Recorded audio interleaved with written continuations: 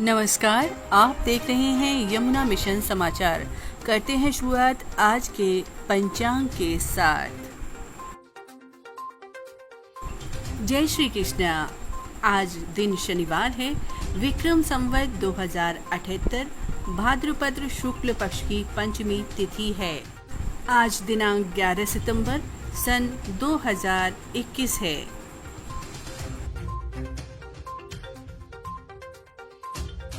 और आइए अब आपको कराते हैं श्री यमुना जी के विभिन्न घाटों से संध्या आरती दर्शन।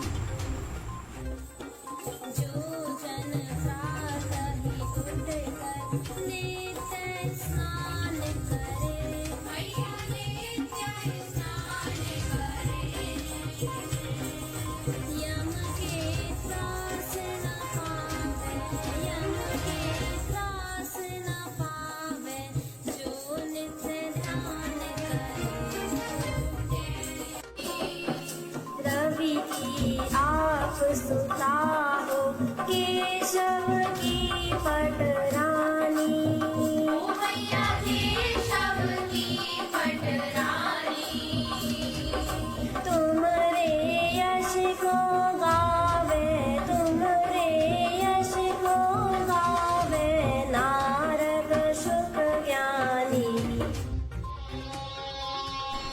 यदि आप भी श्री यमुना जी की मंगला आरती या संध्या आरती में सम्मिलित होना चाहते हैं तो जान लीजिए किस घाट पर किस समय श्री यमुना जी की आरती की जाती है। तो चलिए सबसे पहले आपको जानकारी दे दें श्री यमुना जी की मंगला आरती के समय के संदर्भ में।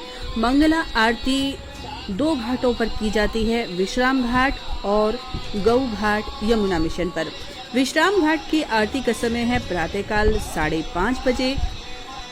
गौ घाट पर श्री यमुना जी की आरती का समय है प्रातः 6 बजे।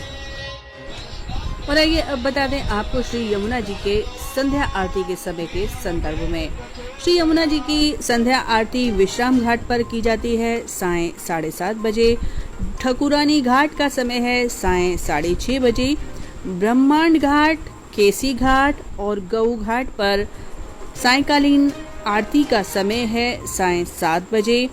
जानकी घाट, सुदर्शन घाट और सूरज घाट, इन तीनों घाट पर श्री यमुना जी की संध्या आरती की जाती है सायं 6:30 बजे। और आइए अब दे दें आपको जानकारी ब्रज के प्रमुख मंदिरों के दर्शन के समय के संदर्भ में। श्री कृष्ण जन्मभूमि संस्थान का प्रातःकालीन समय है प्रातः 5 बजे से दोपहर 12 बजे तक। सायंकाल दर्शन का समय है सायं 4 बजे से रात्रि 9 बजे तक। और आइए अब जानकारी दे देते हैं आपको द्वारकाधीश मंदिर की आरती के समय के संदर्भ में। प्रातः 6:30 बजे की जाती है मंगला आरती। श्रृंगार आरती का समय है प्रातः 7:40 से 7:55 तक। ग्वाल आरती का समय है प्रातः 8:25 से प्रातः 8:45 तक। राजभोग आरती दर्शन का समय है प्रातः 10 बजे से 10:30 तक। संध्या समय उत्थापन का समय है सायं 4 बजे से 4:20 तक। भोग आरती का समय है सायं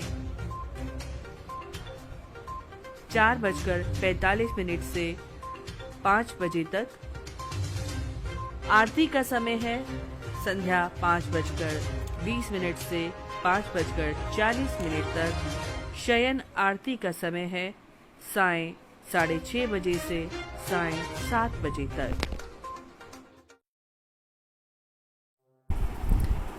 यमुना मिशन ने यमुना के तट को इतना सुंदर बना दिया है कि अब दूर दूर से यहाँ श्रद्धालु यमुना मिशन के कार्यों को देखने आ रहे हैं, चाहे वो राजनेता हों या हों सामाजिक संस्थाओं से जुड़े हुए व्यक्ति या स्कूल के छात्र छात्राएं या महिलाएं ही क्यों ना हो।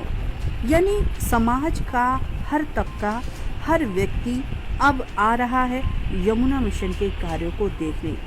यमुना तट पर लगाए गए ये वृक्ष वास्तव में असली वृंदावन का अनुभव कराते हैं। देखा जाए तो अगर यमुना मिशन के द्वारा जो कार्य मथुरा में किया जा रहा है, अगर इसी तरह से पूरे देश में यमुना मिशन के कार्य प्रणाली पर अगर कार्य किया जाए तो वो दिन दूर नहीं जब यमुना ही नहीं बल्कि देश की अन्य नदियां भी साफ, स्वच्छ और निर्मल नजर आएंगी। आइए जानते हैं इस संदर्भ में श्रीमद् भागवत कथा प्रवक्ता पूज्य देवकी नंदन ठाकुर जी के विचार। के द्वारा मैं तो यहाँ पहली बार आया हूँ और जब पहली बार आया हूँ तो मुझे ये देखकर इतनी खुशी हो रही है कि हम लोग सिर्फ पोस्टरों के लिए, होर्डिंगों के लिए काम नहीं कर रहे हैं। ये लोग ये जो कार्य कर रहे हैं वो पृथ्वी पे, ज़मीन पे काम कर रहे हैं और वो दिख रहा है। मतलब ऐसा नहीं है कि सिर्फ वो यहाँ कितने कितने गड्ढे हैं, यहाँ कितने कितने बड़े जो कूड़ा कचरा है उसका जो कितना बड़ा ऊंचा पहाड़ है उन्होंने उसको बदल के रास्ते बना दिए।